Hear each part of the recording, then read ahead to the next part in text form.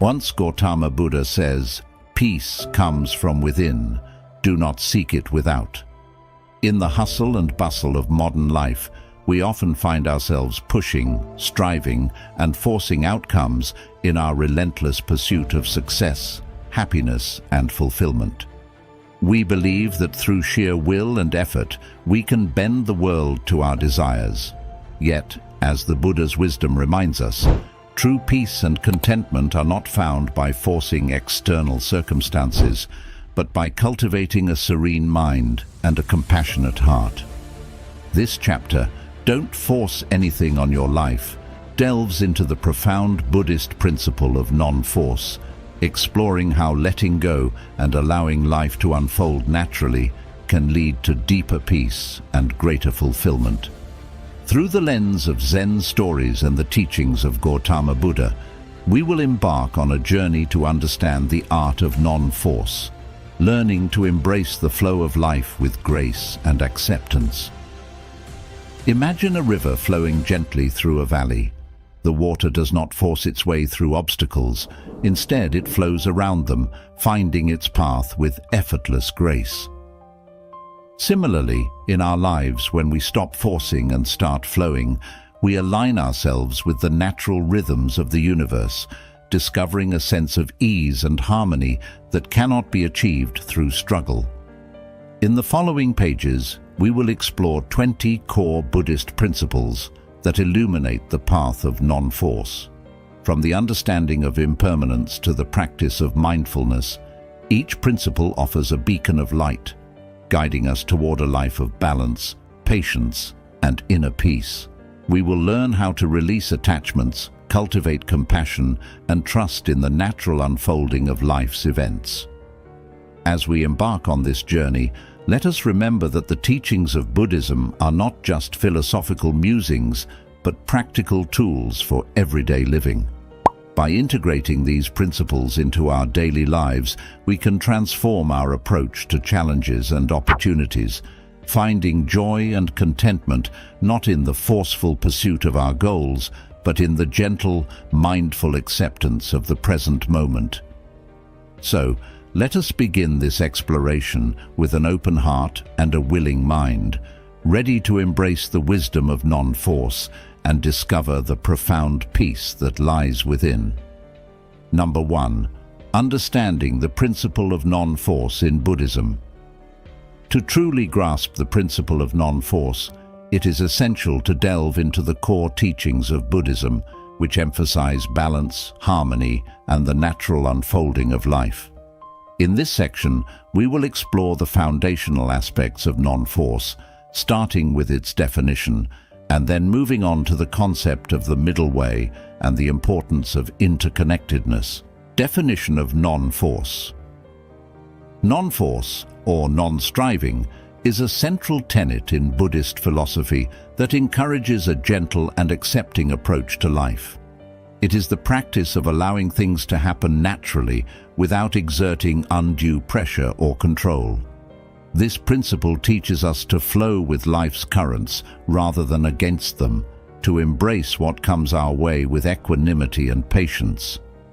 In Buddhism, non-force is often linked to the idea of Wu Wei from Taoist philosophy, which translates to effortless action or action without effort. This does not imply inactivity or passivity. Rather, it means engaging in actions that are in harmony with the natural order of things, actions that arise spontaneously from a place of deep awareness and alignment with the present moment. Gautama Buddha's teachings encourage us to cultivate a state of mindfulness where we are fully present and observant of our thoughts, feelings, and surroundings. In this state, we learn to respond to situations with calmness and clarity rather than reacting impulsively or forcefully. By doing so, we reduce unnecessary stress and suffering, both for ourselves and for those around us. A practical example of non-force can be seen in the practice of meditation. When we meditate, we do not force our minds to be quiet. Instead, we observe our thoughts without attachment, allowing them to come and go naturally. Over time, this practice leads to a calmer, more centered mind, not through force, but through gentle, sustained awareness. By embracing non-force, we learn to trust in the unfolding of life, understanding that some things are beyond our control. This trust is not a resignation, but a profound acceptance that allows us to navigate life's ups and downs with grace and resilience. In summary, the definition of non-force in Buddhism is about cultivating a mindful, patient, and accepting attitude towards life. It is about engaging with the world in a way that is harmonious and balanced, allowing things to unfold naturally while maintaining inner peace and clarity. This principle sets the foundation for deeper exploration of the Buddhist path, where wisdom and compassion guide our actions, free from the constraints of force and control. Number 2. The middle way.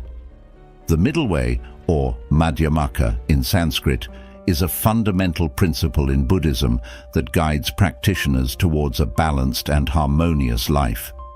It is the path of moderation that avoids the extremes of self-indulgence and self-mortification. This concept was first introduced by Gautama Buddha after his enlightenment, as he reflected on his own life experiences. Before attaining enlightenment, the Buddha lived a life of luxury as a prince, followed by years of severe asceticism. He found that neither extreme led to true understanding or liberation. Instead, he realized that a balanced approach, the middle way, was the key to achieving enlightenment. This profound insight became the cornerstone of his teachings. The middle way is not about avoiding effort or discipline, nor is it about indulging every desire. Instead, it is about finding a balanced approach to life that promotes physical, mental, and spiritual well-being. By avoiding extremes, we create the conditions for a peaceful and sustainable path towards enlightenment. In practical terms, the middle way can be applied to various aspects of life. First, physical well-being. It encourages us to take care of our bodies without becoming overly attached to physical appearance or comfort. We should neither neglect our health nor become obsessed with it. Second, mental and emotional balance. It advocates for a balanced mind, free from the extremes of emotional highs and lows. Practicing mindfulness and meditation helps us achieve this equilibrium, allowing us to respond to life's challenges with calm and clarity. Third, spiritual practice. It promotes a disciplined spiritual practice that is neither too rigid nor too lax. Consistent meditation, ethical conduct, and study of the Dharma should be pursued without becoming overly strict or complacent. The middle way also has profound implications for how we interact with the world. First, interpersonal relationships. It encourages us to interact with others with kindness and understanding, avoiding the extremes of aggression and passivity. By practicing compassionate communication, we build harmonious relationships. Second, work and daily activities. It guides us to engage in our work and daily activities with diligence and mindfulness, without becoming workaholics or neglecting our responsibilities. Third, desires and attachments. It teaches us to recognize and moderate our desires and attachments. While it is natural to have desires, we should not let them control us. By practicing non-attachment, we find freedom and contentment. The middle way is closely related to the principle of non-force. When we follow the middle way, we avoid the extremes of forcing outcomes or giving up entirely. Instead, we find a balanced approach that respects the natural flow of life. This balanced path allows us to act with intention and clarity, without the stress and suffering that come from trying to control everything. In essence, the middle way is a practical and profound guide for living a life of balance and harmony. It helps us navigate the complexities of life with wisdom and compassion, avoiding the pitfalls of extremism. By embracing the middle way, we create a foundation for a peaceful and fulfilling life, aligned with the natural rhythms of existence. Number 3. Interconnectedness, pratyasamutpada. The concept of interconnectedness, or pratyasamutpada in Sanskrit, is a cornerstone of Buddhist philosophy that illustrates the interconnected nature of all things. Often translated as dependent origination or dependent arising, this principle teaches that everything in the universe is interdependent and nothing exists in isolation. Pratyasamutpada reveals that every phenomenon arises in dependence on a web of conditions and causes. Nothing exists independently or self-sufficiently.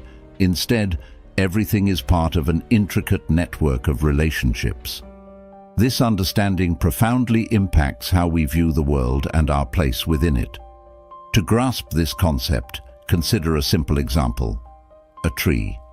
A tree depends on the soil, water, sunlight, air, and countless microorganisms to grow and thrive. Its existence is not independent, but relies on an intricate system of interrelated factors. Similarly, human life is sustained by a myriad of interconnected elements, from the air we breathe to the social and ecological systems we are part of. Understanding pratyasamutpada has several important implications for our lives. First, awareness of interdependence. Recognizing our interconnectedness helps us see how our actions affect others and the world around us. Every decision we make has a ripple effect, influencing people, communities, and the environment. This awareness fosters a sense of responsibility and encourages us to act mindfully and compassionately. Second, reducing self-centeredness. By understanding that we are not isolated entities, we can move beyond self-centered thinking. This shift in perspective encourages empathy and compassion as we realize that the well-being of others is intimately tied to our own well-being. Third, cultivating humility. Appreciating the complex web of conditions that sustain life cultivates humility. We acknowledge that our successes and achievements are not solely the result of our efforts, but are also due to the support and contributions of countless others. Fourth, letting go of control. The principle of interconnectedness helps us accept that we cannot control everything. Many factors influencing our lives are beyond our control, and forcing outcomes often leads to frustration and suffering. Embracing pratyasamutpada encourages us to trust in the natural flow of life and to focus on what we can influence positively. Fifth, enhancing cooperation. Recognizing our interconnectedness fosters a spirit of cooperation and collaboration. We see the value in working together towards common goals, understanding that our collective efforts can create significant positive change. In the context of non-force, pratyasamutpada teaches us that trying to force outcomes is futile because it ignores the complex interplay of conditions that give rise to those outcomes. Instead, we are encouraged to act with awareness and mindfulness, aligning our actions with the natural flow of interdependent causes and conditions. For instance, in a work setting, rather than forcing a project to completion through sheer willpower, we can recognize the various factors at play: team dynamics, available resources, external circumstances, and work harmoniously within those parameters. By doing so, we are more likely to achieve sustainable and effective results. In personal relationships, understanding interconnectedness can help us approach conflicts with empathy and a willingness to see the other person's perspective. We realize that harmonious relationships depend on mutual understanding and cooperation, not on forcing our views or desires onto others. In summary, Pratatyasamutpada, or interconnectedness, is a profound principle that teaches us the interdependent nature of all things. It encourages us to act with mindfulness, compassion, and humility, recognizing that we are part of a vast, interconnected web of life. By embracing this principle, we learn to navigate life with a sense of balance and harmony, avoiding the pitfalls of force and control. Number 4. Impermanence, anicca. Impermanence, or anicca in Pali, is a fundamental concept in Buddhism that teaches that all things are in a constant state of flux. Nothing remains the same from one moment to the next. This principle of continuous change applies to everything in the universe, from the smallest particles to the vast galaxies, and from our thoughts and emotions to the relationships and situations we encounter in life. The Buddha taught that understanding and accepting impermanence is crucial for achieving wisdom and inner peace. When we grasp the transient nature of all things, we learn to let go of attachments and expectations, which are often the root causes of our suffering. Here are key aspects of anicca and how they relate to the practice of non-force. First, acceptance of change. Recognizing that change is a natural part of life helps us to accept it rather than resist it. When we accept that everything is impermanent, we become more adaptable and open to new experiences. This acceptance reduces the urge to force things to remain the same or to happen in a specific way. Second, letting go of attachment.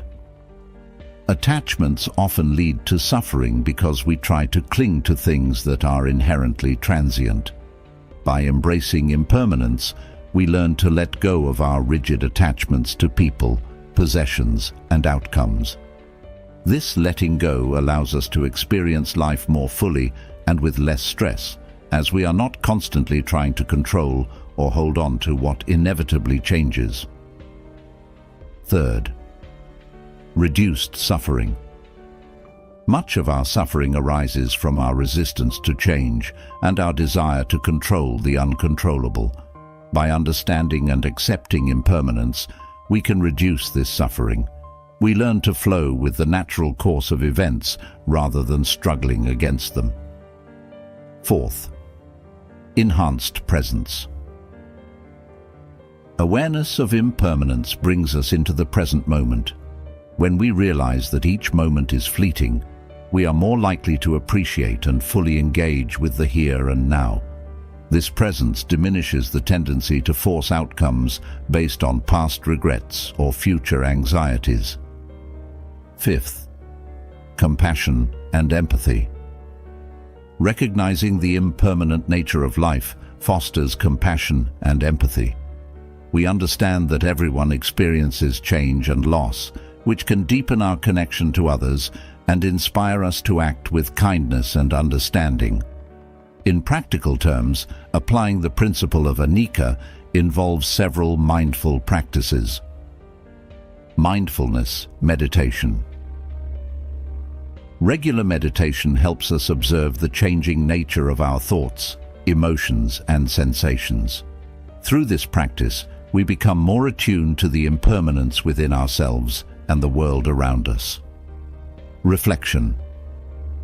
Taking time to reflect on the transient nature of life can reinforce our understanding of anicca. Journaling about changes we observe in our lives or contemplating natural cycles, such as the changing seasons, can deepen our appreciation of impermanence. Gratitude practice. Cultivating gratitude for the present moment and the people and experiences we have now helps us to focus on the transient beauty of life rather than clinging to what is passing or longing for what has yet to come. By embracing impermanence, we align ourselves with the natural flow of life. We become more flexible, resilient, and open-hearted. This alignment reduces the need to force outcomes and allows us to live more peacefully and harmoniously. Impermanence, thus, is not a cause for despair, but a call to live more mindfully and compassionately, appreciating the fleeting yet precious nature of existence. Number 5. Non-attachment, anatta. Non-attachment, or anatta in Pali, is a fundamental principle in Buddhism that teaches the absence of a permanent, unchanging self or soul. It emphasizes the impermanence and insubstantiality of all phenomena, including the notion of a fixed, independent self.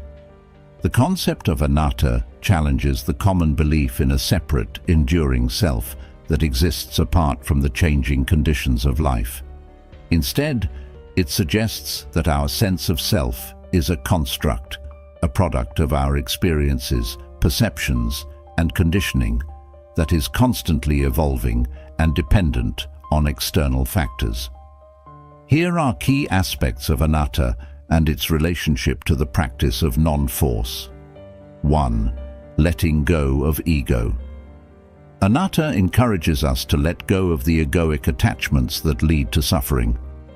When we identify too strongly with our self-concept, our roles, identities, and possessions, we create a false sense of security that is easily threatened by change. By recognizing the impermanent and interdependent nature of our being, we can loosen the grip of ego and experience greater freedom and ease. 2. Embracing impermanence. Non-attachment is closely linked to the principle of impermanence. When we understand that everything, including our sense of self, is in a constant state of flux, we are less likely to cling to fixed identities or outcomes. This understanding reduces the need to force situations to conform to our ego's desires and allows us to flow more gracefully with the changing tides of life. 3. Freedom from suffering. Attachment to the idea of a permanent self leads to suffering as we resist the natural flow of change and cling to illusions of control and permanence. By letting go of these attachments and embracing the truth of anatta, we can free ourselves from the cycle of craving, aversion, and delusion that perpetuates suffering. 4. Interconnectedness. Anatta highlights the interconnected nature of all beings. When we realize that there is no separate, permanent self, we recognize our fundamental unity with all of existence. This realization fosters compassion and empathy as we understand that the joys and sorrows of others are intimately linked to our own. 5. Living mindfully.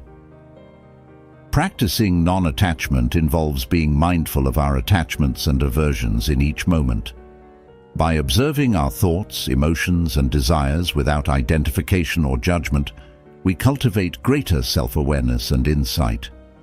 This mindfulness allows us to see clearly the ways in which attachment and clinging create suffering and to choose a path of non-force instead. In practical terms, cultivating non-attachment involves letting go of possessions, detaching from material possessions and recognizing that true happiness cannot be found in external objects. Releasing identities. Letting go of fixed identities and roles, recognizing that they are transient and subject to change. Practicing equanimity. Cultivating equanimity in the face of gain and loss, pleasure and pain, success and failure, recognizing that they are all impermanent and ultimately unsatisfactory. Developing compassion. Cultivating compassion for ourselves and others, recognizing that we are all interconnected and subject to the same fundamental truths of impermanence and non-attachment. By embodying the principle of non-attachment, we liberate ourselves from the constraints of ego and the suffering it engenders. We learn to navigate life with greater ease, openness, and compassion, embracing the ever-changing nature of existence with a sense of lightness and freedom. Non-attachment, therefore, is not a renunciation of life, but a profound acceptance of its inherent impermanence and interconnectedness. Number 6. Suffering, dukkha. Suffering, or dukkha in Pali, is a central concept in Buddhism that encompasses not only physical pain, but also the mental and emotional dissatisfaction inherent in the human condition. The Buddha taught that life is inherently unsatisfactory due to the impermanent and conditioned nature of existence. Dukkha arises from various sources, including attachment, aversion, and ignorance. When we cling to things that are impermanent, resist the natural flow of change, or misunderstand the true nature of reality, we experience suffering. The first noble truth in Buddhism is the recognition of dukkha as an inherent aspect of existence. Here are key aspects of dukkha and its relationship to the practice of non-force. 1. Recognition of suffering. Acknowledging the reality of dukkha is the first step toward liberation. When we recognize the unsatisfactory nature of existence, we become motivated to seek a path beyond suffering. This recognition opens the door to wisdom and compassion, guiding us toward a life of greater ease and freedom. 2. Understanding impermanence. Dukkha is closely linked to the principle of impermanence. When we cling to things that are subject to change, we inevitably experience disappointment and frustration. By embracing impermanence and letting go of attachments, we can reduce the intensity of suffering and find greater peace amidst life's ups and downs. 3. Letting go of craving. The Buddha taught that craving, or tanha, is the root cause of suffering. When we crave for things to be different than they are, we create a gap between reality and our expectations, leading to dissatisfaction and distress. By cultivating non-attachment and letting go of craving, we can alleviate much of the suffering we experience. 4. Compassionate response. Understanding our own suffering enables us to empathize with the suffering of others. This empathy fuels our compassion and motivates us to alleviate the suffering of sentient beings.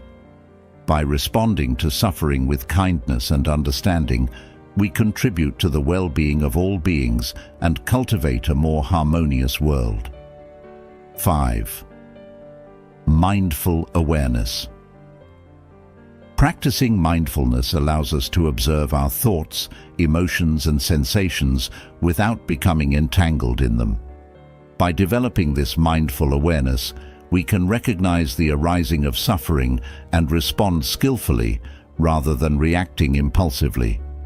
This mindful response reduces the intensity of suffering and promotes greater equanimity. In practical terms, addressing dukkha involves practicing acceptance. Accepting the reality of dukkha and embracing life as it is, rather than constantly striving for an idealized version of reality. Cultivating non-attachment.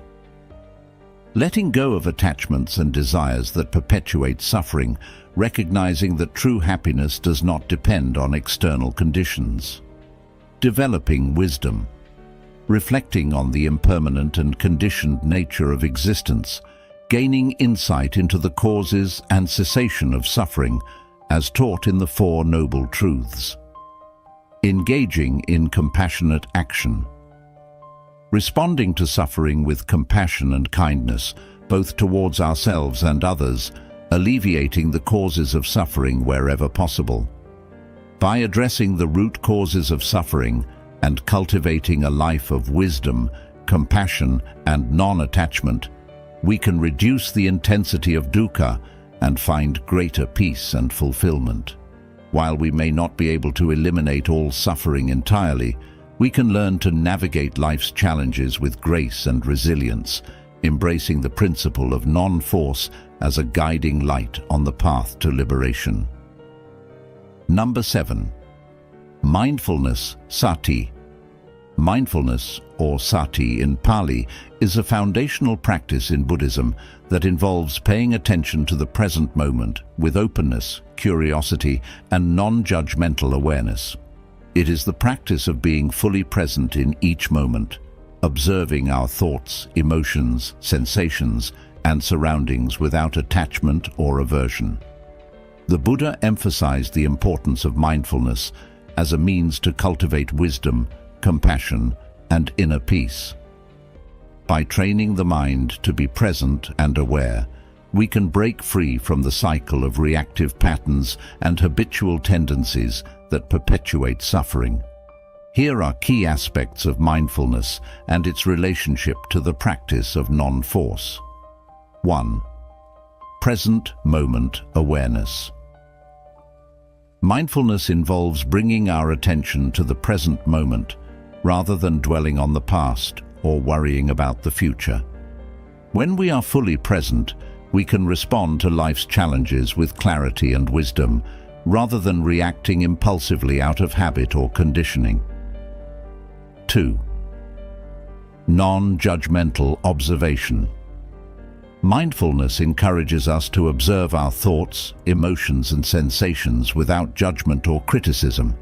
Instead of labeling experiences as good or bad, we simply acknowledge them as they are, allowing them to arise and pass away without getting caught up in them. 3. Cultivating equanimity.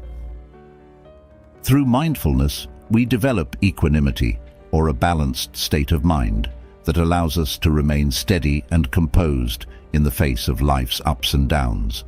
By observing the impermanent and ever-changing nature of our experiences, we can cultivate a sense of inner peace that is not dependent on external circumstances. 4. Interrupting reactive patterns. Mindfulness interrupts the automatic reactive patterns of the mind that lead to suffering. By bringing awareness to our thoughts and emotions, we create space between stimulus and response, allowing us to choose a skillful and compassionate response rather than reacting impulsively out of habit. 5. Deepening insight. Mindfulness leads to deeper insight into the nature of reality and the causes of suffering. As we observe the impermanent, unsatisfactory, and selfless nature of our experiences, we gain insight into the Four Noble Truths and the cessation of suffering. In practical terms, cultivating mindfulness involves formal meditation. Practice. Engaging in formal meditation practices such as mindfulness of breath, body scan, or loving-kindness meditation to train the mind in present moment awareness. Informal mindfulness. Bringing mindfulness into everyday activities such as eating, walking, or washing dishes by paying attention to the sensations, thoughts, and emotions that arise in each moment. Mindful reflection. Reflecting on our experiences with mindfulness, noticing patterns and tendencies in our thoughts, emotions, and behaviors, and cultivating greater self-awareness and insight.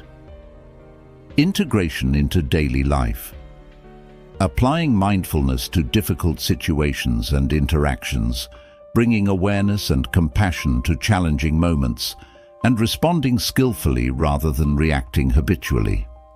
By cultivating mindfulness, we develop the capacity to live with greater presence, clarity, and compassion.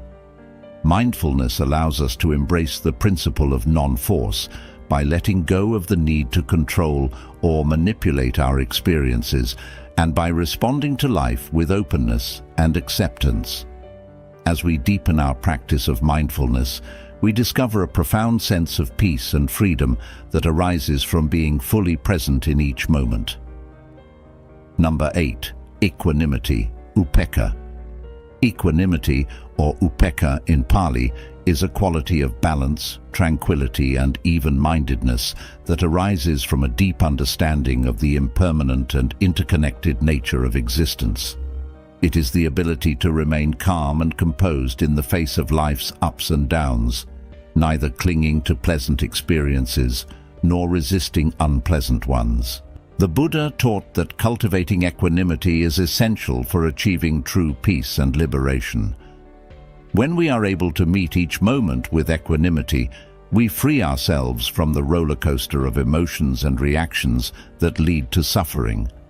Here are key aspects of equanimity and its relationship to the practice of non-force. 1.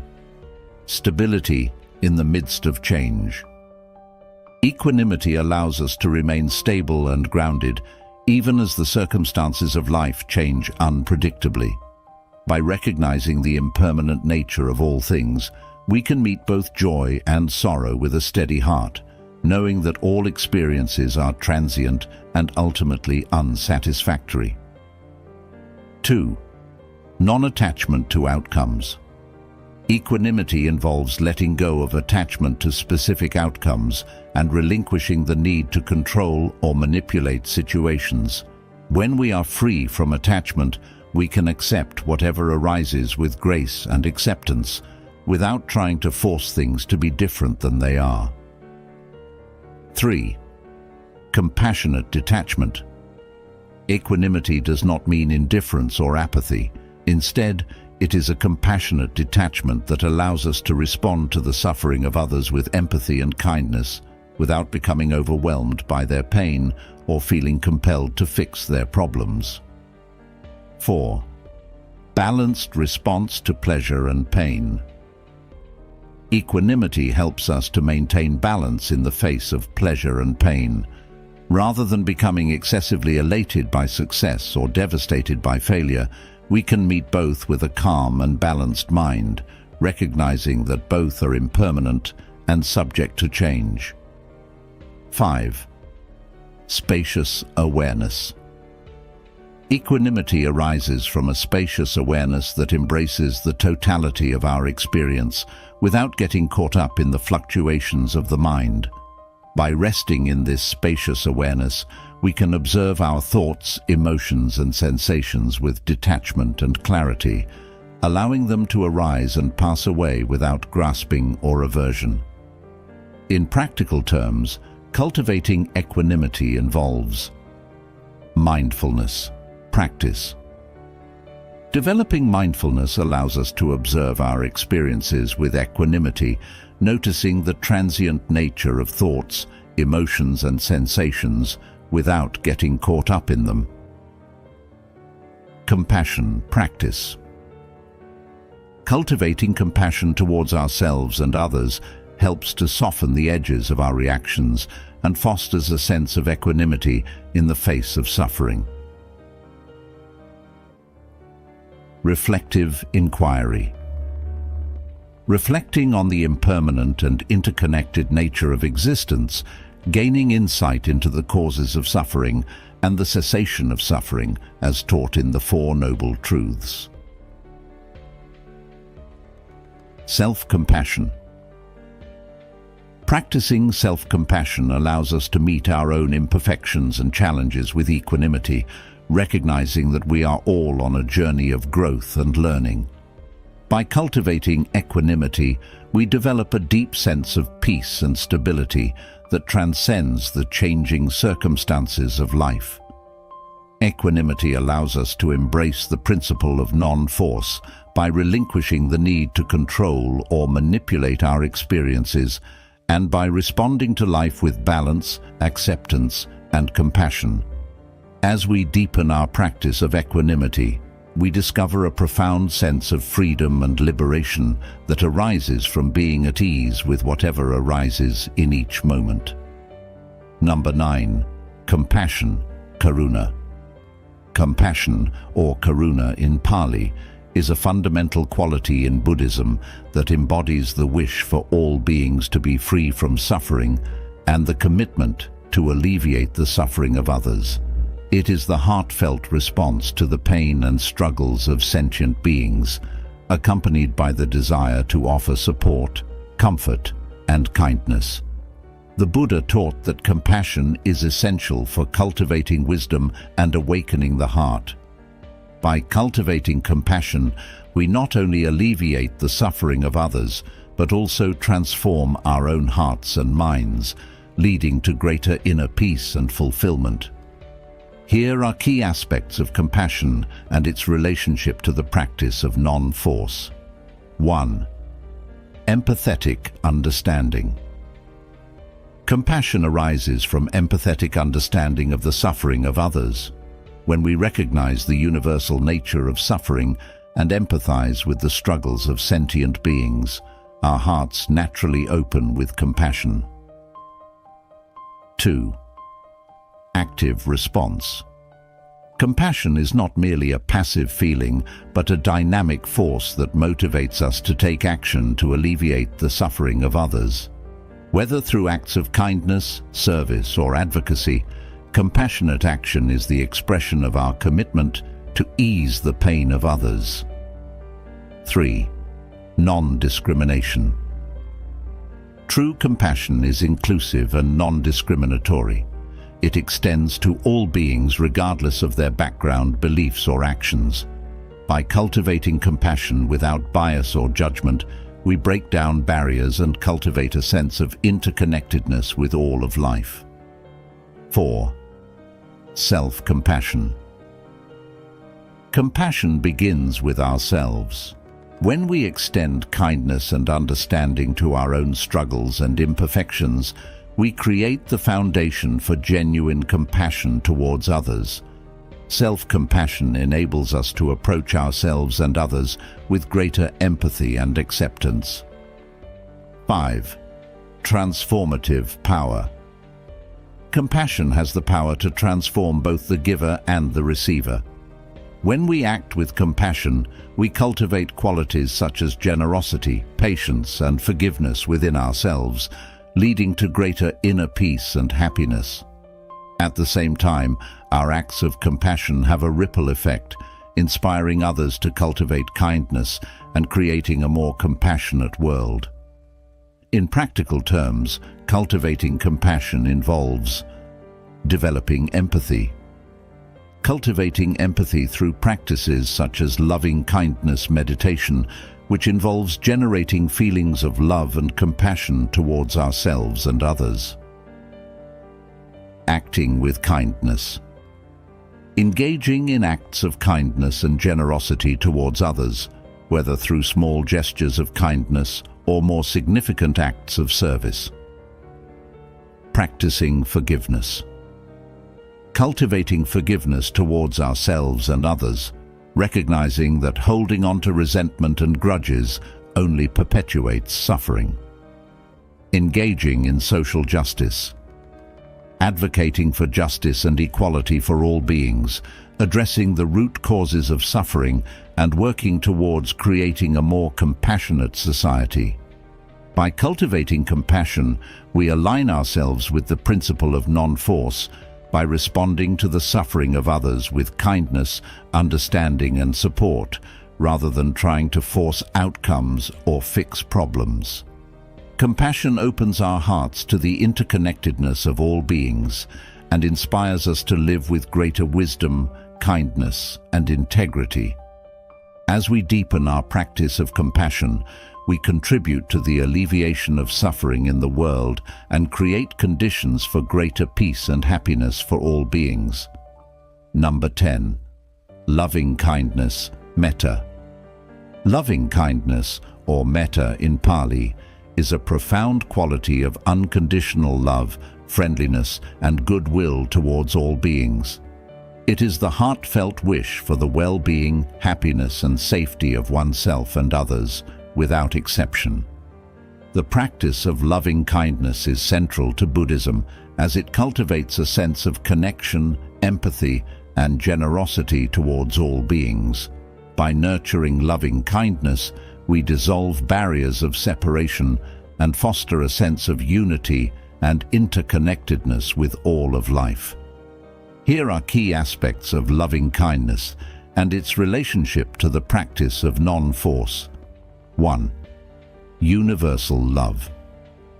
Loving kindness extends to all beings, without exception. It is the recognition of the inherent worth and dignity of every sentient being, regardless of their background, beliefs, or actions. By cultivating loving kindness, we overcome feelings of separation and cultivate a sense of oneness with all beings. 2. Inner transformation. The practice of loving kindness transforms our own hearts and minds, leading to greater inner peace, happiness, and well-being. When we generate feelings of love and kindness towards ourselves and others, we create the conditions for greater joy, contentment, and fulfillment in our lives. 3. Alleviating suffering. Loving kindness is a powerful antidote to suffering. When we offer love and compassion to those who are suffering, we create a sense of connection and support that alleviates their pain and brings comfort and solace. By cultivating loving kindness, we contribute to the healing and well-being of all beings. 4. Generosity of spirit. Loving kindness is an expression of generosity of spirit. When we offer goodwill and kindness towards others, we create a ripple effect of positivity that uplifts not only the recipient, but also ourselves and others around us. By cultivating loving kindness, we create a more compassionate and harmonious world. 5. Wishing well for others. The practice of loving kindness involves actively wishing well for others. Through meditation and reflection, we generate thoughts and feelings of love, compassion, and goodwill towards ourselves and all beings, cultivating a sense of warmth and openness in our hearts. In practical terms, cultivating loving kindness involves loving kindness meditation. Engaging in loving kindness meditation, in which we cultivate feelings of love, compassion, and goodwill towards ourselves and others. Kind actions. Performing acts of kindness and generosity towards others, whether through simple gestures of care and support or more significant acts of service. Wise speech. Speaking words of kindness and encouragement, avoiding gossip, criticism, or harsh language that can cause harm to others. Compassionate listening. Listening with empathy and understanding, offering a compassionate presence to those who are suffering or in need of support. By cultivating loving kindness, we align ourselves with the principle of non-force by responding to the world with love, kindness, and compassion, rather than trying to force outcomes or control situations. Loving kindness opens our hearts to the interconnectedness of all beings and inspires us to live with greater generosity, empathy, and care. As we deepen our practice of loving kindness, we create conditions for greater harmony, happiness, and well-being for ourselves and all beings. Number 11. Right effort, Sama Vayama. Right effort, or Sama Vayama in Pali, is one of the components of the Noble Eightfold Path, the path to the cessation of suffering as taught by the Buddha. It refers to the cultivation of wholesome qualities and the abandonment of unwholesome qualities through skillful effort and diligence. The practice of right effort involves striving to develop positive qualities such as mindfulness, compassion, and wisdom, while also exerting effort to overcome negative qualities such as greed, hatred, and delusion. It is the balanced effort required to progress along the path towards liberation and awakening. Here are key aspects of right effort and its relationship to the practice of non-force. 1. Balanced effort. Right effort involves finding a balance between exerting effort and allowing things to unfold naturally. It is the middle way between the extremes of laziness and striving. By exerting effort mindfully and skillfully, we create the conditions for growth and transformation without forcing outcomes or grasping for results. 2. Cultivating wholesome qualities. Right effort entails cultivating wholesome qualities such as mindfulness, compassion, loving kindness, generosity, and wisdom. By consciously developing these qualities through practice and reflection, we create the conditions for greater well-being and happiness for ourselves and others. 3. Overcoming unwholesome qualities.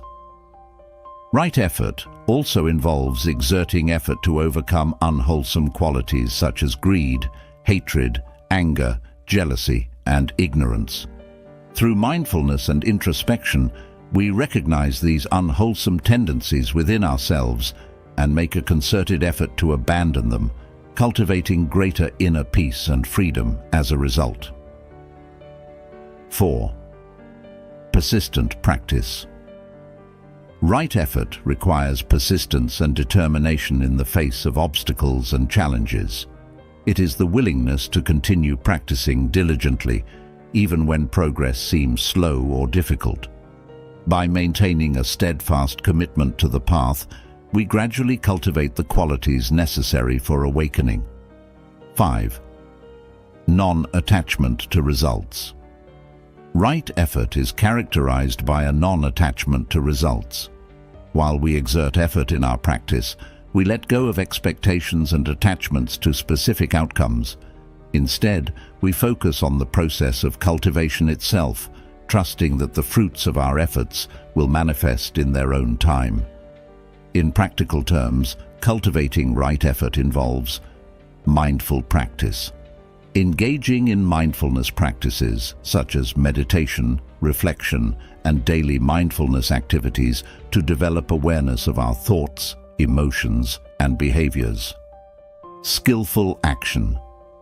Acting with integrity and wisdom in our interactions with ourselves and others, cultivating positive qualities and refraining from harmful actions. Self-reflection. Reflecting on our thoughts, emotions, and behaviors with honesty and openness, identifying unwholesome patterns and making a concerted effort to transform them. Seeking guidance. Seeking guidance from wise and experienced teachers, mentors, or spiritual friends who can offer support, encouragement, and guidance on the path. By cultivating right effort, we align ourselves with the principle of non-force by exerting effort mindfully and skillfully without trying to force outcomes or control situations.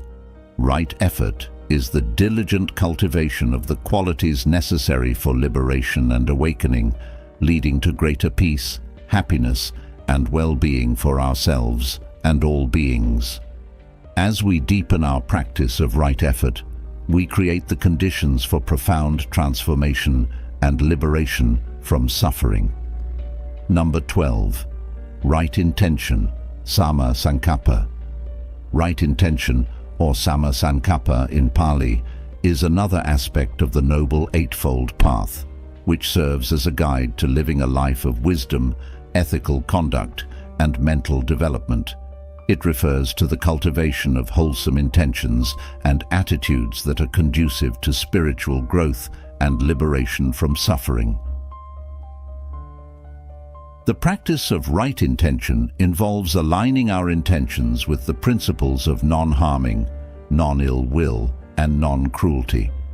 It is about cultivating intentions of renunciation, loving kindness, and compassion, while letting go of intentions rooted in greed, hatred, and delusion. Here are key aspects of right intention and its relationship to the practice of non-force. 1.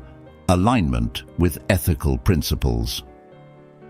Right intention involves aligning our intentions with ethical principles such as non-harming, ahimsa, and non-violence. It is about cultivating intentions that promote the well-being and happiness of ourselves and others, while refraining from intentions that cause harm or suffering. 2. Renunciation. Right intention includes the intention of renunciation, or letting go of desires and attachments that lead to suffering. It is about cultivating contentment and simplicity rather than constantly seeking gratification through worldly possessions or sensory pleasures. 3. Loving kindness and compassion. Right intention entails cultivating intentions of loving kindness, metta, and compassion, karuna, towards ourselves and others. It is about wishing for the welfare and happiness of all beings and actively seeking to alleviate the suffering of others through kind words, actions, and thoughts. 4. Non-ill will. Right intention involves letting go of intentions rooted in ill will, hatred, or aversion. It is about cultivating intentions of goodwill and friendliness towards all beings, even those with whom we may have conflicts or disagreements. 5. Alignment with wisdom. Right intention is aligned with wisdom, panna, the understanding of the true nature of reality. It is about cultivating intentions that are in line with the understanding of impermanence, interconnectedness, and the causes of suffering as taught by the Buddha. In practical terms, cultivating right intention involves mindful reflection. Reflecting on our intentions, motivations, and attitudes with mindfulness and awareness. Cultivating virtue. Cultivating virtuous qualities such as honesty, integrity, and compassion, and aligning our intentions with ethical conduct. Developing loving kindness. Engaging in practices to develop loving kindness and compassion towards ourselves and others, such as loving kindness meditation. Letting go of harmful intentions.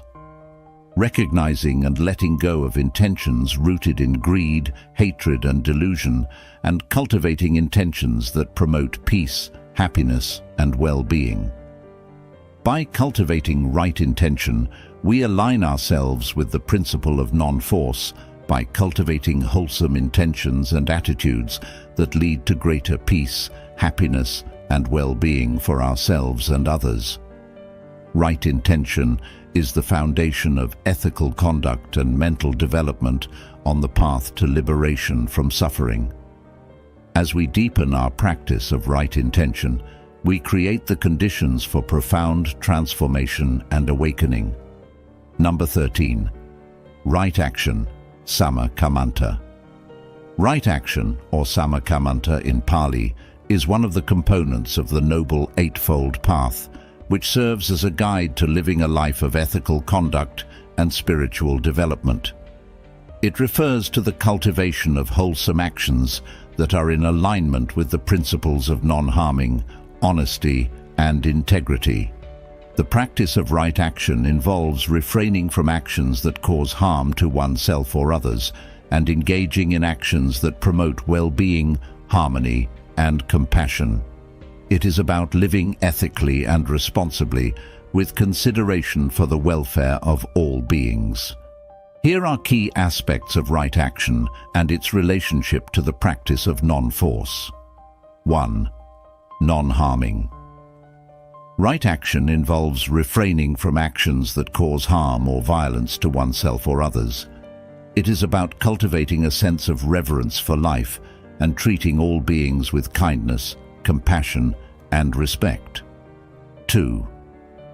Honesty and integrity. Right action entails being truthful and honest in our words and deeds. It is about cultivating integrity and reliability in our actions and avoiding deception, dishonesty, and manipulation.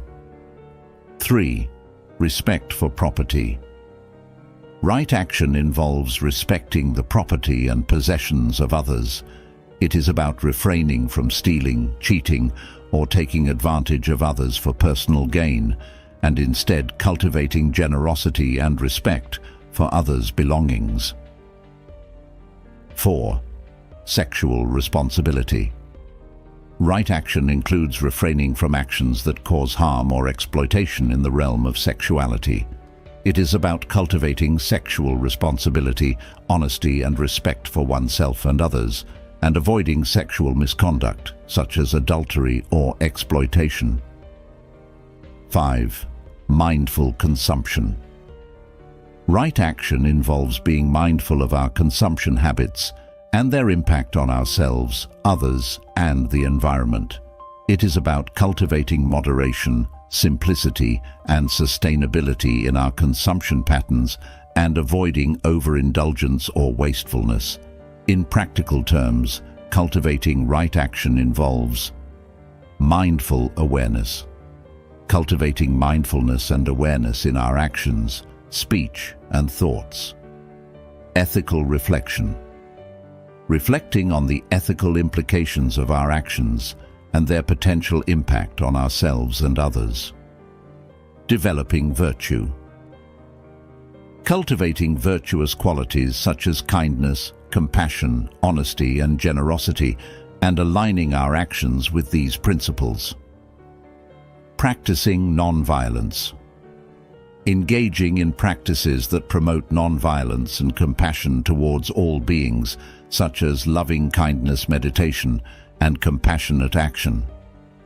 By cultivating right action, we align ourselves with the principle of non-force by living ethically and responsibly with consideration for the welfare of all beings.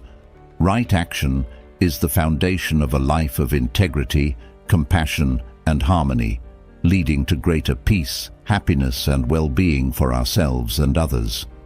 As we deepen our practice of right action, we create the conditions for profound transformation and awakening. Number 14. Acceptance. Acceptance is a fundamental principle in Buddhism that involves recognizing and embracing the reality of life as it is, without resistance or judgment. It is the willingness to acknowledge the impermanent and ever-changing nature of existence and to meet each moment with openness, equanimity, and non-attachment. Here are key aspects of acceptance and its relationship to the practice of non-force. 1.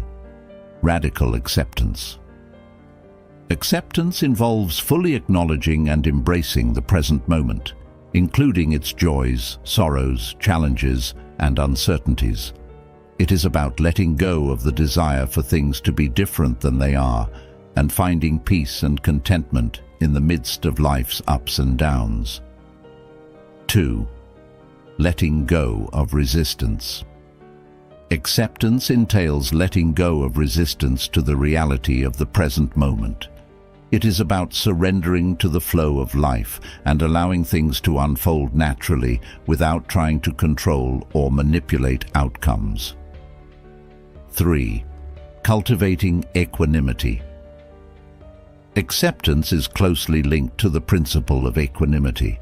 It is about cultivating a balanced and impartial mind that is not swayed by the changing conditions of life, but remains steady and composed in the face of pleasure and pain, gain and loss, praise and blame.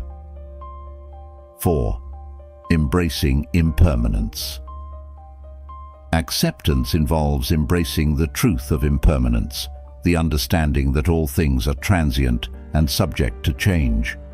It is about letting go of attachments to fixed outcomes and recognizing the beauty and fragility of life in its constant flux. 5. Non-attachment. Acceptance is rooted in non-attachment, the recognition that clinging to desires and expectations only leads to suffering. It is about letting go of attachment to the past and the future and finding freedom in the present moment. In practical terms, cultivating acceptance involves mindfulness practice. Cultivating mindfulness allows us to observe our thoughts, emotions, and sensations with acceptance and non-judgment. Radical self-acceptance. Embracing ourselves exactly as we are, with all our flaws and imperfections, and extending this same acceptance to others. Practicing gratitude. Cultivating gratitude for the blessings and challenges of life and finding contentment in the present moment. Letting go of control. Releasing the need to control or manipulate outcomes and trusting in the natural unfolding of life. By cultivating acceptance, we align ourselves with the principle of non-force by embracing the reality of life as it is, with all its imperfections and uncertainties. Acceptance is the gateway to inner peace, contentment, and freedom, allowing us to live with greater ease and openness and to respond to life with wisdom and compassion. As we deepen our practice of acceptance, we create the conditions for profound transformation and liberation from suffering. Number 15. Patience, Khanti. Patience, or Khanti in Pali, is a virtue highly regarded in Buddhism, emphasizing the ability to endure difficulties, setbacks, and challenges with equanimity and resilience. It is the capacity to remain calm and composed in the face of adversity, without giving in to frustration, anger, or impatience. Here are key aspects of patience and its relationship to the practice of non-force. 1. Endurance. Patience involves the willingness to endure discomfort and adversity without succumbing to resistance or reactivity. It is about staying present with whatever arises, whether pleasant or unpleasant, and trusting in the natural unfolding of events. 2. Cultivating resilience. Patience builds resilience, the ability to bounce back from setbacks and difficulties with grace and strength. It is about recognizing that challenges are an inherent part of life and viewing them as opportunities for growth and learning. 3. Tolerance of imperfection. Patience entails accepting the imperfections of ourselves and others with understanding and compassion. It is about letting go of the need for perfection and embracing the inherent humanity and fallibility of all beings. 4. Non-reactivity. Patience involves non-reactivity, the ability to respond to situations with mindfulness and equanimity rather than reacting impulsively out of habit or conditioning. It is about pausing before reacting and choosing a response that is skillful and compassionate. 5. Cultivating inner peace. Patience leads to inner peace, the calm and steady mind that arises from accepting things as they are, rather than trying to force them to be different. It is about finding peace amidst the storms of life and cultivating a sense of inner tranquility that is not dependent on external conditions. In practical terms, cultivating patience involves mindfulness. Practice. Cultivating mindfulness allows us to observe our thoughts, emotions, and reactions with patience and non-reactivity. Practicing non-attachment. Letting go of attachment to outcomes and accepting the natural flow of life with patience and equanimity. Developing compassion. Cultivating compassion towards ourselves and others, recognizing that everyone is doing the best they can with the resources they have. Seeking support. Reaching out for support from spiritual teachers, mentors, or community members who can offer guidance and encouragement on the path of patience. By cultivating patience, we align ourselves with the principle of non-force by accepting the unfolding of life with grace and equanimity, rather than trying to force outcomes or control situations. Patience is the foundation of inner peace and resilience, allowing us to navigate life's challenges with wisdom, compassion, and strength. As we deepen our practice of patience, we create the conditions for greater peace, happiness, and well-being for ourselves and all beings. Number 16. Trust in the process. Trust in the process is a fundamental aspect of acceptance in Buddhism. It involves having faith in the natural unfolding of life and trusting that everything happens according to its own rhythm and wisdom, even when the path ahead seems uncertain or challenging.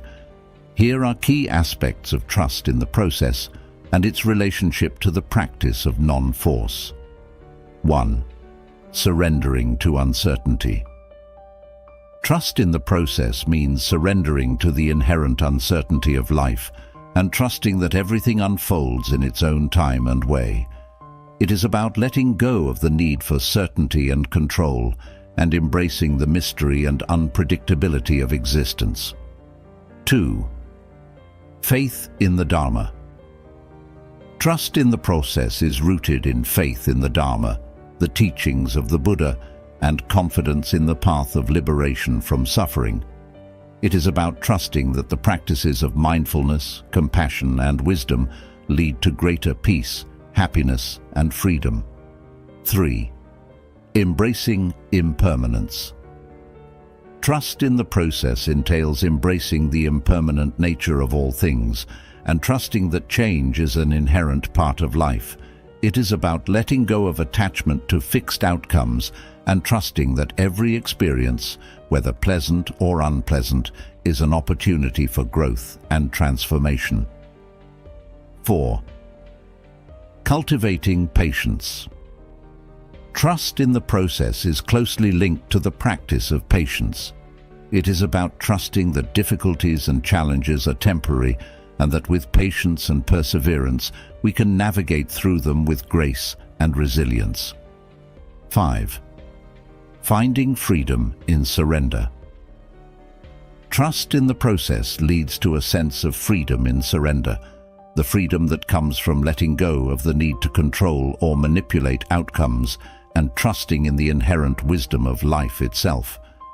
In practical terms, cultivating trust in the process involves mindfulness practice. Cultivating mindfulness allows us to observe the flow of life with curiosity and openness, trusting that everything is unfolding as it should. Letting go of attachment. Letting go of attachment to specific outcomes and trusting that whatever arises is for our highest good and spiritual growth. Reflecting on impermanence. Reflecting on the impermanent nature of all things and trusting that change is a natural and necessary part of life. Surrendering to the present moment. Surrendering to the present moment with trust and openness, knowing that everything we need is available to us in this moment. By cultivating trust in the process, we align ourselves with the principle of non-force by surrendering to the flow of life with trust and openness, rather than trying to force outcomes or control situations.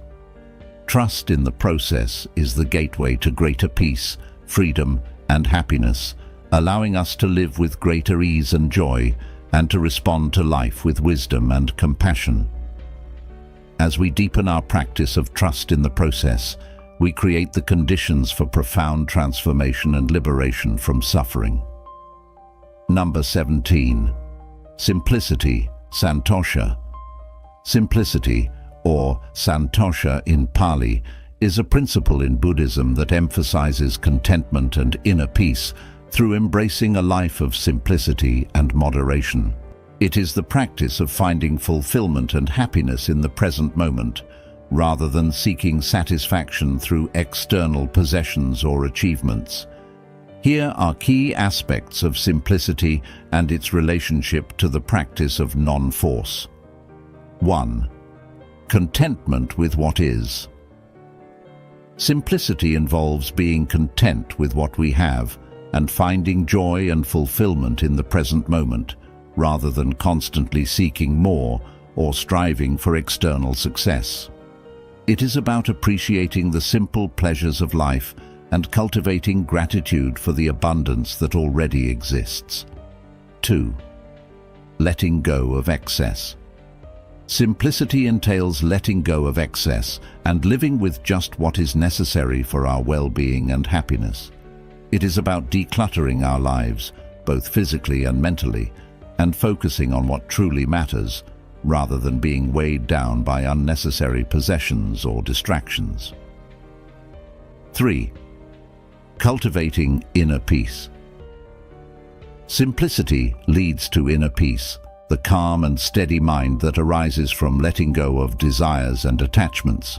It is about finding freedom in simplicity and experiencing a sense of spaciousness and clarity in our lives. 4. honoring interdependence. Simplicity honors the interconnectedness of all beings and recognizes that our actions have an impact on the world around us. It is about living in harmony with nature and treading lightly on the earth, minimizing our ecological footprint and reducing harm to other beings. 5. Embracing the present moment. Simplicity involves fully embracing the present moment and finding joy and beauty in the here and now. It is about letting go of regrets about the past and worries about the future, and savoring the richness of life as it unfolds moment by moment.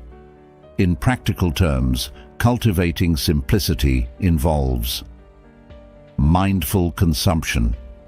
Being mindful of our consumption habits and making choices that align with our values of simplicity, sustainability, and ethical responsibility. Sabbath practice. Setting aside regular time for rest and rejuvenation, and simplifying our schedules to create space for reflection, creativity, and connection. Gratitude. Practice. Cultivating gratitude for the simple blessings of life and appreciating the abundance that surrounds us, whether it be in nature, relationships, or everyday experiences. Voluntary simplicity. Exploring practices of voluntary simplicity, such as minimalism, frugality, and intentional living, to reduce clutter, busyness, and distractions, and create more space for what truly matters. By cultivating simplicity, we align ourselves with the principle of non-force by letting go of the need to constantly strive for more, and instead finding contentment and fulfillment in the present moment. Simplicity is the pathway to greater peace, happiness, and freedom, allowing us to live with greater ease and joy, and to respond to life with wisdom and compassion. As we deepen our practice of simplicity, we create the conditions for profound transformation and liberation from suffering. Number 18. Flexibility. Flexibility is an essential quality in Buddhism that involves adapting to change with openness, resilience, and agility. It is the ability to bend without breaking, to flow with the ever-changing circumstances of life, and to respond skillfully to whatever arises. Here are key aspects of flexibility and its relationship to the practice of non-force. 1. Adaptability. Flexibility entails being adaptable and open-minded, willing to let go of rigid expectations and plans when necessary. It is about embracing the impermanent nature of life and responding to changing circumstances with creativity and resilience. 2. Equanimity in change. Flexibility involves maintaining equanimity in the face of change, neither clinging to what is passing nor grasping for what is yet to come. It is about finding a sense of stability and peace amidst the flux of life, knowing that all things are impermanent and subject to change. 3. Creative problem solving.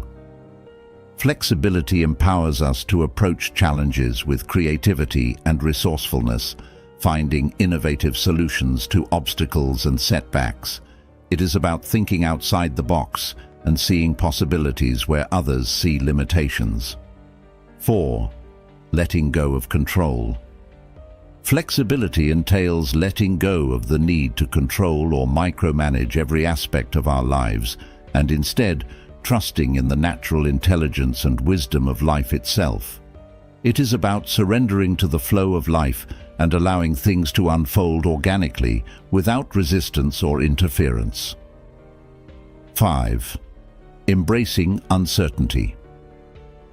Flexibility involves embracing uncertainty as an inherent part of life and seeing it as an opportunity for growth and discovery. It is about stepping into the unknown with courage and curiosity rather than fear or resistance. In practical terms, cultivating flexibility involves mindfulness practice. Cultivating mindfulness allows us to observe our reactions to change with awareness and non-judgment, and to respond with greater flexibility and adaptability. Resilience training. Building resilience through practices such as meditation, yoga, or martial arts, which strengthen our capacity to bounce back from adversity and remain grounded in the midst of change. Embracing diversity.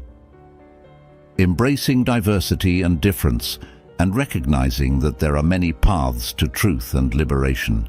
It is about being open to learning from others and expanding our perspectives. Seeking feedback. Seeking feedback from others and being open to constructive criticism and new ideas, rather than being defensive or closed-minded. By cultivating flexibility, we align ourselves with the principle of non-force by embracing the dynamic and ever-changing nature of life, rather than trying to force outcomes or control situations. Flexibility is the key to greater resilience, creativity, and freedom, allowing us to navigate life's challenges with grace and ease. As we deepen our practice of flexibility, we create the conditions for profound transformation and liberation from suffering. Number 19. Letting go. Letting go is a fundamental practice in Buddhism that involves releasing attachment to desires, expectations, and identities, and surrendering to the flow of life with openness and equanimity. It is the process of relinquishing the urge to control or grasp onto things, and instead allowing them to arise and pass away naturally. Here are key aspects of letting go and its relationship to the practice of non-force. 1. Relinquishing attachment. Letting go entails relinquishing attachment to both the pleasant and unpleasant aspects of life. It is about releasing our grip on desires, expectations, and preferences, and accepting things as they are without clinging or aversion. 2. Surrendering control. Letting go involves surrendering the illusion of control and recognizing that much of life is beyond our influence. It is about trusting in the natural unfolding of events and allowing things to happen without trying to force or manipulate outcomes. 3. Cultivating detachment. Letting go cultivates detachment, a sense of inner freedom and independence from external conditions. It is about finding happiness and contentment within ourselves rather than seeking it from external sources. 4. Accepting impermanence. Letting go is rooted in the acceptance of impermanence, the understanding that all things are transient and subject to change. It is about embracing the fleeting nature of life and letting go of attachments to fixed outcomes or identities. 5. Finding liberation. Letting go leads to liberation, the freedom from the cycle of craving, clinging, and suffering. It is about experiencing the profound peace and joy that arises from releasing the burden of attachment and embracing the present moment with openness and acceptance. In practical terms, cultivating letting go involves mindfulness. Practice. Cultivating mindfulness allows us to observe our attachments with clarity and non-judgment and to let go of them with greater ease. Meditative inquiry. Reflecting deeply on the nature of attachment and impermanence through meditation and contemplation, and cultivating insight into the nature of reality. Practicing non-attachment. Engaging in practices that cultivate non-attachment, such as generosity, forgiveness, and loving kindness, which loosen the grip of self-centeredness and open the heart to greater compassion and connection. Developing trust. Cultivating trust in the wisdom of life and the teachings of the Buddha, and surrendering to the process of awakening with faith and confidence. By cultivating letting go, we align ourselves with the principle of non-force by releasing the grip of attachment and surrendering to the flow of life with openness and equanimity. Letting go is the pathway to greater freedom, peace, and happiness, allowing us to live with greater ease and joy, and to respond to life with wisdom and compassion. As we deepen our practice of letting go, we create the conditions for profound transformation and liberation from suffering. Number 20. Gratitude. Gratitude is a profound practice in Buddhism that involves recognizing and appreciating the blessings and opportunities present in our lives, regardless of our circumstances. It is the heartfelt acknowledgement of the interconnectedness and interdependence of all beings, and the recognition of the abundance and richness of life. Here are key aspects of gratitude and its relationship to the practice of non-force. 1. Cultivating appreciation. Gratitude involves cultivating appreciation for the gifts and blessings that surround us, from the simple joys of everyday life to the profound interconnectedness of all beings. It is about recognizing the beauty and wonder of existence and embracing life with an open heart. 2. Countering entitlement. Gratitude counters feelings of entitlement and dissatisfaction by shifting our focus from what we lack to what we already have. It is about cultivating a sense of abundance and sufficiency, rather than constantly striving for more or comparing ourselves to others.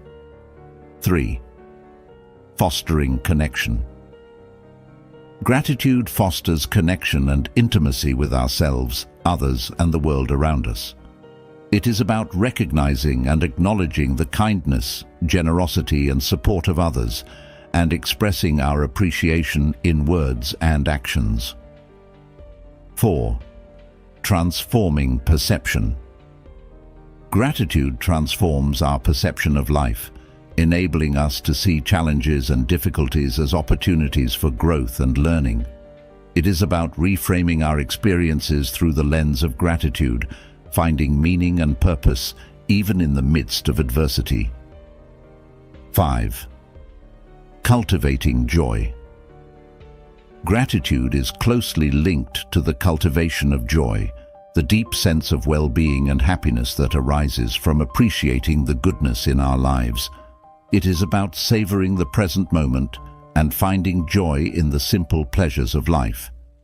In practical terms, cultivating gratitude involves daily reflection.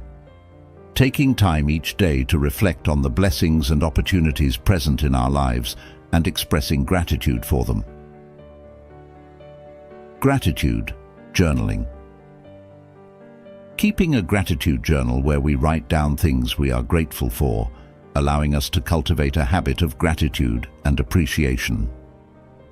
Acts of kindness. Engaging in acts of kindness and generosity towards others and expressing gratitude for the opportunities to make a positive impact in the world. Mindful living.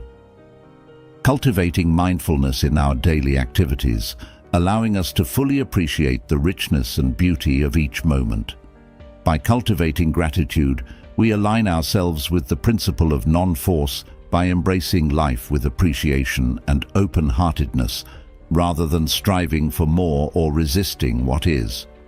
Gratitude is the pathway to greater joy, connection, and well-being, allowing us to live with greater ease and happiness, and to respond to life with wisdom and compassion. As we deepen our practice of gratitude, we create the conditions for profound transformation and liberation from suffering. In conclusion, the teachings of Buddhism impart invaluable lessons on embracing acceptance in our lives. Through principles like patience, flexibility, and letting go, we learn to navigate life's uncertainties with grace and equanimity. Cultivating gratitude and simplicity allows us to find contentment in the present moment, fostering inner peace and joy. Join us on our journey of exploration and growth with words of Buddha, like share and subscribe to our channel to embark on a transformative path inspired by the timeless wisdom of the Buddha. Together, let's cultivate acceptance and enrich our lives with compassion, mindfulness, and gratitude.